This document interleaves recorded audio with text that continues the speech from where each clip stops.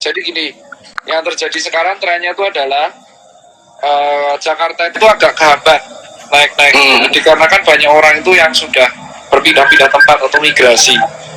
Nah, terus habis itu yang kedua adalah kalau ketika akhir Mei itu banyak orang yang tetap akan silaturahmi. Polisi dan pemerintah nggak akan dong bisa ngatur atau memaksakan itu karena pasti ada yang diem-diem pasti. Silaturahmi yang kita khawatirkan itu bukan silaturahmi antar kota, cuma silaturahmi yang lokal, yang kayak tetangga-tetangga. Karena kan kultur, jadi kenapa kok COVID di Indonesia itu agak susah? Dikarenakan kultur dok. Jadi kultur kita kan dari awal adalah kumpul-kumpul, ketemu, bertamu, bersalaman. Nah itu yang mengakibatkan mengubah kultur atau pola hidup itu agak sulit di Indonesia. Ini seperti banget kayak 20-30 tahun lalu soal sanitasi. Mungkin ketika kita kuliah pasti kita diajari dok soal sanitasi. Kalau itu di WC, kalau BAB buang hajat di WC. Zaman 20-30 tahun lalu kalau buang hajatnya di kali, terus kadang mereka di kali di bawahnya malah dia cuci piring. Nah itu kan mengakibatkan muntaber, hepatitis A sampai akhirnya kolera kan. Nah, menurut saya pribadi ini karena gaya hidup dan puncaknya mungkin bisa di lebaran itu. Di lebaran itu ya? Iya dok. Makanya kalau pemerintah gimana dok ya? Ya gimana dok? Lanjut dulu. Makanya kalau dokter lihat kampanye gugus tugas sama pemerintah sama staf AFRI itu sekarang yang ditegaskan apa? Yaitu mudik, silaturahmi. Saya sudah mengusulkan ke gugus relawan, alhamdulillah kemarin diterima oleh KSP, yaitu saya mengusulkan namanya silaturahmi jarak jauh atau silaturahmi virtual. Terus habis itu mudik gitu kan. Mudik kita sekarang tetap aja orang mudik. Jadi terus belum sekarang kalau dokter lihat kan orang PSBB, tapi ingat semenjak puasa pas buka puasa pasti rame jalanan. Tetap. Kemarin yang saya cerita di WhatsApp itu ya memang ternyata di jalan pun waktu selesai sahur sama sebelum buka tetap aja banyak orang yang ngumpul. Nah ini yang maksudnya kita tahu bahwa pola hidupnya masyarakat ini adalah susah emang maksudnya susah untuk diubah karena pembiasaan ini sudah berlangsung selama bertahun-tahun dan berpuluh-puluh generasi.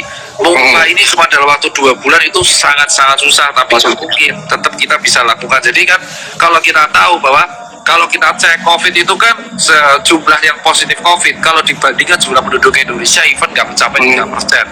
Yang 3% dari penduduk Indonesia. Tetapi ini kan dia pandemi sangat mudah menular. Bisa saja ada orang yang positif tapi nggak gejala dan dia tidak detect di data itu. Jadi inilah saran dari pemerintah itu benar-benar memutus rantai infeksi dengan cara edukasi yang pas. Jadi di sini harus tag team ini dokter dan relawan, dan garda terdepan itu adalah relawan dan masyarakat. Dokter baru dan dokter umum yang di rumah sakit itu adalah garda terakhir. Kemarin saya sempat ini ya diskus sama Fahmi dari JDN, Dokter Fahmi. Nah, sebenarnya diskusi bahwa memang keadaan sekarang kalau kita kasarannya gini ya, kita turun ke jalan buat ngehalau mereka juga nggak ada gunanya kali ya. Nggak ada, susah. Jadi saran itu adalah kami kemarin sempat berdiskusi dengan Pak Jenderal Doni. Itu saran-saran dari dokter di seluruh Indonesia kita tampung. Kita membutuhkan akses media sebesar-besarnya. Karena apa? Yang main medsos dari warga negara Indonesia itu cuma 30% dok. Petani di daerah misal Indramayu atau petani Boyolali boro-boro main medsos, mereka cuma main WA aja dok. Jadi kita lakukan besok per minggu ini sampai minggu depan kita sekarang memutuskan untuk bekerja sama mati-matian habis-habisan sebagai garda edukasi membuat iklan dengan masyarakat yang narasinya positif di semua TV, media cetak, media radio, audio, visual dan menggunakan baliho dan videotron. Karena memang kemarin juga si Dr. Fahmi juga bilang bahwa pergunakan radio aja mas, gitu juga. Iya betul. Kita harus aktifkan benar-benar semua media untuk edukasi kan. Tepat dok, benar dok. Sekarang gini, kasus COVID saat ini itu kan kayak mirip gunung es dok ya. Betul. Yang muncul kan hanya cuma sedikit aja. Tepat dok. Setuju nggak sih dok dengan dengan kita rapid massal gitu? Jujur kalau rapid aku nggak begitu setuju dok. Kalau yang menurutku yang perlu dimasakkan adalah swab test. Cuma swab test ya benar. Jadi sebenarnya emang benar strategi untuk mengatasi COVID ini tuh cukup Yang pertama adalah edukasi atau memutus rantai infeksi atau narasi positif. Yang kedua adalah screening massal test. Soalnya kemarin kan di Bali sempat itu ada orang rapid test massal banyak yang berujung ternyata false positif. Jadi menurut hemat saya dong, ini subjektif saya, yang lebih positif itu adalah lebih bagus adalah kita PCR dong, PCR massal gitu. Dan tapi kan PCR massal ini bergantung pada 3 hal. 1, kesiapan alat pengecek PCR-nya. Yes. 2, kesiapan regen kitnya. 3, kesiapan VTM-nya. Padahal kita penduduk 200 juta. Kembali lagi itu adalah bagian dari Dirjen Falmalkes, Menkes, dan juga bagian dari BNPB. Nah, setelah nanti ketemu, nanti kita pisahkan menjadi mega cluster, yaitu cluster yang positif, lalu cluster beresiko. Beresiko itu adalah orang-orang tua, balita. Terus cluster yang cluster anak muda berusia 20-25 tahun yang imunnya tuh lebih kuat daripada yang lain. Jadi diharapkan orang-orang yang imunnya kuat ini itu terjadi herd immunity. Kalau yang tua-tua ini dipisahkan, Dok. Yes, karena memang yang beresiko kita pisahkan juga sih, karena memang takutnya nanti ini jadi tambah ini. Oke. Jadi kalaupun karena kan juga PCR itu juga terbatas kan, Dok. Benar. Dok, sorry, banyak Dok bilang banyak yang suaranya kecil, Dok, terlalu kecil, bisa digedein sedikit nggak? Oke, mantap. Suaranya dokter kurang gede dikit nih, banyak yang ini. Oke. Jelas kan?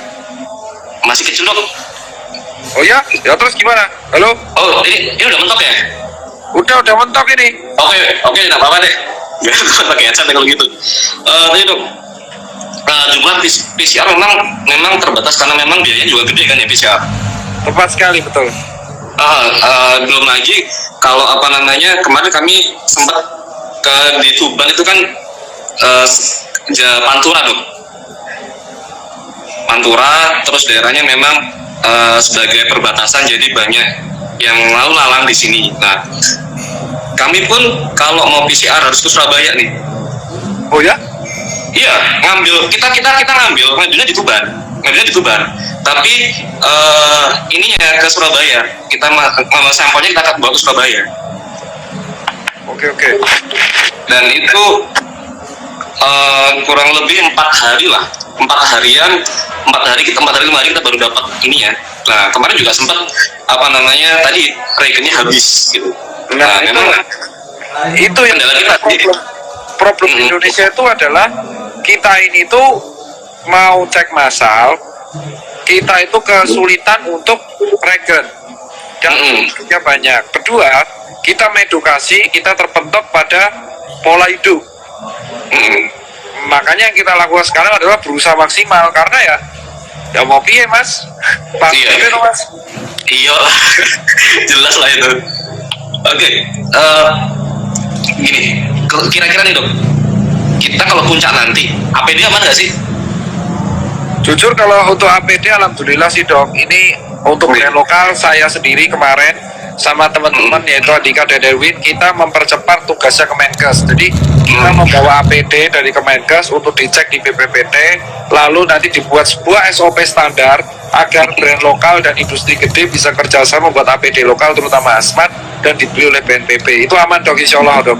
Dan masker sekarang medis harganya aman, N95 juga sekarang yang jujur nggak aman tuh adalah tetap mengurangi infeksi ini, Dok. Yang kita takutkan tuh gini, sekarang naik itu kalau dokter lihat itu perkembangannya yang positif bukan hanya di Jakarta, Dok, tapi semua provinsi. Nah, yang ditakutkan nanti ketika Jakarta turun, provinsinya malah naik, sehingga nanti ketika Jakarta turun, provinsi naik, mereka harus balik, Jakarta naik lagi. Apalagi belum nanti kita dari luar negeri, dan mutasi virus itu berkembang terus, Dok. Jadi kan kayak seednya dari virus itu kan dia berkembang terus lebih cepat daripada mutasi dari gen manusia kan. Iya, ya itu juga jadi masalah ya. Kalau sama Jakarta kita cuma konsen ke Jakarta, dan provinsi lain juga naik. Tepat. Nah, itulah yang menurut saya adalah problemnya itu adalah kita tuh agak kurang ya menghalangi untuk pola hidup yang berpindah-pindah tersebut. Jadi migrasi lah. Makanya solusi dari kita adalah ya kalau kamu yang mau keluar, tetap kamu harus mengutamakan kebersihan diri, terutama cuci tangan, tidak pegang malah mulut, mata, dan hidung, sama pakai masker. Sementara kita memerangi yang di lapangan gitu loh.